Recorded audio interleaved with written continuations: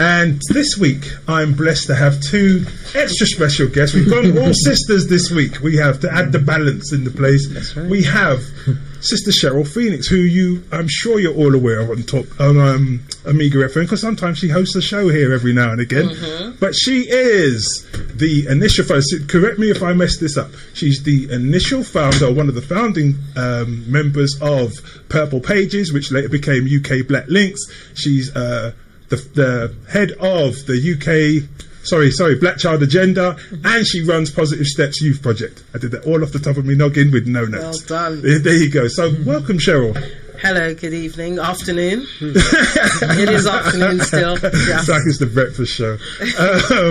We're going to be discussing you having a very busy week coming up in terms of some of the stuff that's taking place in the news. So we're going to discuss all things about the schools to prison pipeline, but also this big case that turned up on UK TV this week where a young man was excluded for having dreadlocks. All right, so we're going to get into some of that. And my other guest is one half of the power couple known as Mark and Charmaine Simpson from Black History Studies. Charmaine Simpson, welcome to Talk Black Radio. Welcome, thanks for having me.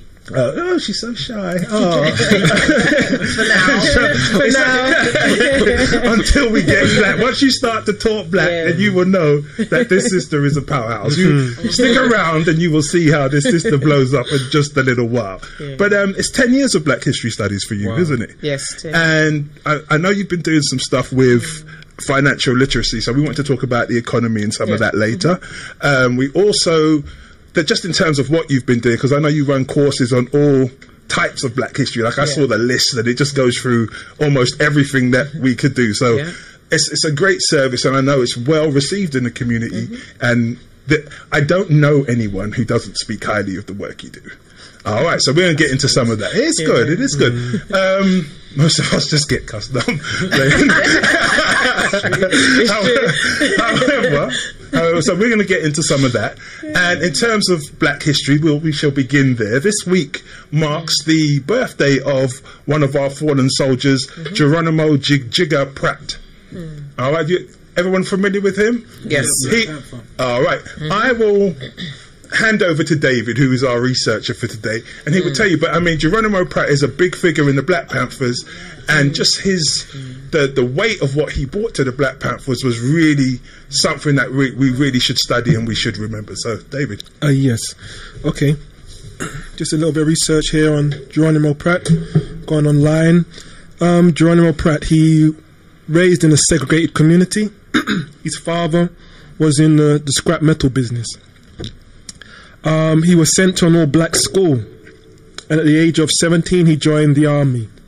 He did a 2-year service in Vietnam and was wounded twice. He was decorated for bravery. He reached the rank of sergeant, and he was, in terms of now his decorations that he received 2 bronze stars, a silver star, and 2 purple hearts. Yeah, and 1 purple heart ain't easy to come by, so 2 years in the army to get all of that's some heavy stuff. Yes, indeed. All right, go ahead. Yes, he left the army to study political science at UCLA, and at that time he became politically active and was recruited in the Black Panthers. He rose and became Deputy Minister of Defense. There he was sharing his expertise in the military maneuvering and political strategy science. And stuff. Yes, thus he became an enemy of the state. So that's when J. Edgar Hoover and whatnot were there to undermine the black community. So they targeted him specifically, didn't they? Yes, they accused him of a murder in 1968, December the 16th, of a particular woman. They accused him of murder that he said he was 400 miles away from, and he had witnesses. Yeah. But on that now, they convicted him for 27 years in prison. Because remember, they had their own witness. Because I looked at some of this myself. So the FBI had their own witness. It was only like 25 years later, via the COINTELPRO, when those papers came out, they found out that the witness actually just worked for the FBI, came and said, yes, Your Honor, he did it. And they put him in jail for 27 years. But it was eventually quashed, wasn't it, in 1997? And do you know what it is? He received $4.5 million in a settlement, and his lawyer at the time was Johnny Cochran. That's right. But the reality of it is 4.5 million after 27 years in jail, and that heavy mindset that was working for us is lost. So we lose those 27 years he could have been working for us and helping us strategize with our young people, and he gets a payment of 4.5 million pounds, which at that time I'm sure he would have swapped the 27 years of working within the community. But it's just what I liked about this story was there's more to it, actually, adding to that. Go ahead. Where you said that money is meaningless to what he represented in the community. Yes, because there's an FBI agent here, Wesley Swelgin. He's a former FBI agent who said it was just purposely to frame him, to neutralize him. Yes. Johnny Cochran, his lawyer at the time when he was going through the court thing, he said that they just lying, cheating and stealing his freedom. This is just deliberate act to neutralize somebody because of what his potential was and the knowledge he had that he was sharing with the black community. And I think sometimes when they look at organizations and say whether this one is successful or not, we get into it a lot and they're like, oh, well, this didn't work out or that didn't work out. But you don't realize how much of the enemy's hands in. I'm going to ask you, Charmaine, because you're the black history expert with us today. I was doing some research with this stuff and some other bits. We talked about looking into Marcus Garvey and whatever with my son, and just how skewed it is to actually get good black history. You know, like the stuff that doesn't say, oh, Marcus was a poor businessman and he just bought bad ships. But like I'm reading it in many books by big publishers, and I keep seeing it. Do you know what I mean? It's like, whenever I'm reading Malcolm X's history, it never happens without a slant on the Most Honourable Elijah Muhammad. It can never, we can never have our history portrayed a certain way. How do we get good, unadulterated, pure history? Like the good stuff, like white folks get when they talk about Winston Churchill and all their guys. Like that good, pure history they get, that driven white snow history that they get. How do we get the good history? We have to start from the source and start doing our own research and start writing our own books as well. Just echoing what you just said about when you talk about Malcolm X, when his birthday, and I put something about we wouldn't have Malcolm X if it wasn't for Elijah Muhammad. Yes, the Twitter and Facebook will blow up because everybody's anti Elijah Muhammad, but it's true. If it wasn't for the intervention of the Nation of Islam, we would not have Malcolm X and many others. Why do you think that that's put forward by the powers that be? Why are they actually making that distinction?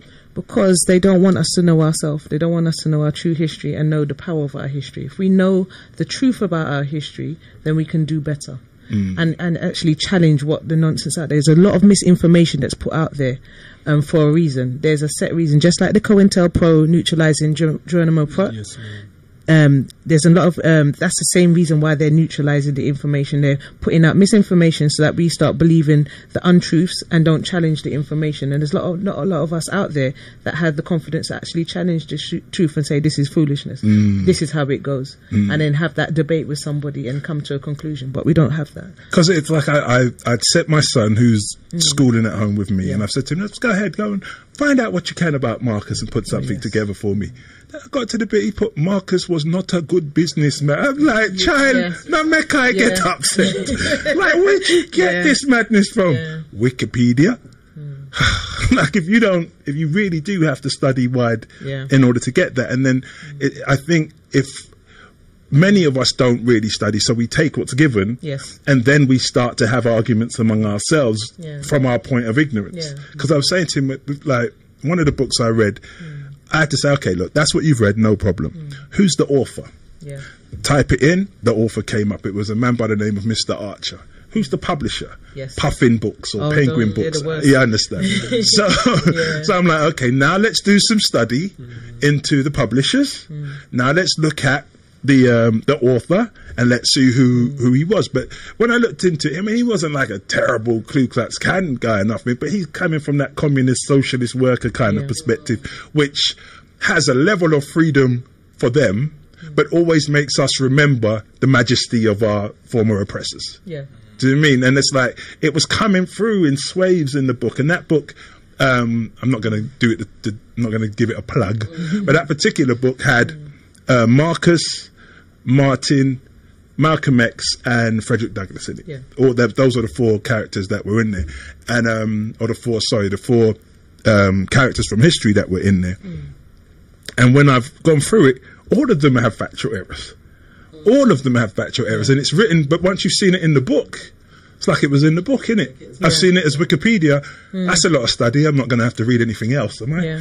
Very few people scroll down to the bottom of Wikipedia, which, if you really want to do the research, you have to scroll to the bottom and see where they got their stuff from, isn't it? Remember, Wikipedia, if you're doing, particularly if you go to study at degree level, any lecturer will tell you not to use Wikipedia. Anyone can write in and do a Wikipedia entry. So it actually is almost not actually worth the paper that is written on, because you tend to find information from all over, as you said, when they have the reference at the bottom. That's where the references are coming from. They're not coming from the person who wrote it. It's coming from many, many sources. Who's to say it's truth or factual? And that's why we say to people, educating the community, educate themselves. So we will give you the information. Go and do your own research. And go to the sources, go to the archives, go to Jamaica and go to the Marcus Garvey Museum in Kingston. Go and speak to the people there.